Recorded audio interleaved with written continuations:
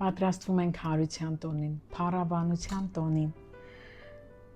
Սիրելի ժողովուրդ, դա նենց մի տոն է, որ նոր տարուց թանկ է մեր մյուս կյանքում հանդիպելու հնարավորությունը։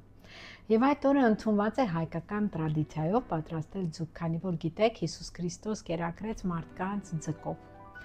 Ես այսօր պատրաստելու եմ հայկական իշխան, պատրաստելու եմ իմ տեսակետով, իմ ձևով եմ պատրաստելու, գիտեք, ես պատրաստում եմ դուխովկայի մեջ, վառարանի մեջ եւ իմ կաթսան չունի կանթեր։ Հիմա ձեզ ցույց կտամ, շատ սիրուն տոն է, շատ լավ պետք է պատրաստվենք այդ տոնին, որովհետեւ մենք հարության փառաբանողներն ենք։ Տեսեք, գիտեք, որ ես շատ եմ սիրում կաղամներով անել։ Ես տակը դնում եմ կաղամ, չինական կաղամներ եմ, ես իրանց անունը տենց եմ դրել։ Լվացել եմ նախապես մեր հայկական իշխանը, ուրեմն կտրատելու եմ։ Տեսեք, ես ինչ եմ անելու,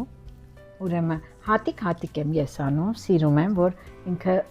այսպես ձեռքիս վրա լինի, էլի, այսպես եմ սիրում անել, չգիտեմ, ես չեմ խառնում։ Մեր տանը ընդունված էր այս տոնը շատ ուրախ էինք հավաքվում, ձու ներկելով, ամեն ինչը, մամաս սիրում էր ադաթներով, օրենքներով, եւ մեզ այդպես է սովորացրել, Զատկատունը մեզ համար նոր տարուց թանկ օր է, նոր տարուց կարևոր օր է։ Ուրեմն համեմելուց հետո ես հիմա ձեզ կասեմ, էլ ինչ եմ ավելացնում։ Ինձ թվում է մեր փոքրիկ ընտանիքին այսքանը բավական է, սա կմարինացնենք իմ հյուրերի եւ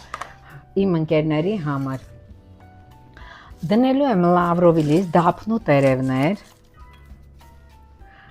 ավելացնելու եմ նորից մի փոքր սև բիբար, ավելացնելու եմ հատիկավոր բիբար, շատ սիրում եմ զիրա, որովհետև ինքը յուրահատուկ համ է տալիս, եւ վրան մեր բանջարեղենային համեմունքը, գիտեք, աղ չեմ անում, նույնիսկ ձուկին ես աղ չեմ անում։ Վրան ծածկելու եմ այս հրաշք թարխուններով եւ ծածկելու եմ նորից կաղամներով եւ դնելու եմ վառարան։ Էպվելու է 20-25 րոպե առանց ջուր, մոտարապես մաքսիմում 30 րոպե, ըստ ձեր ջեռուցի։ Դե ինչ, հիմա տեսեք, առանց ջուր ոնց է էպվում, նայեք, վերցնում ենք կաղամները վրայից, կփորձեք անպայման եւ ձեր կարծիքները կասեք, տեսեք, շատ համեղ է լինում, հյութալի,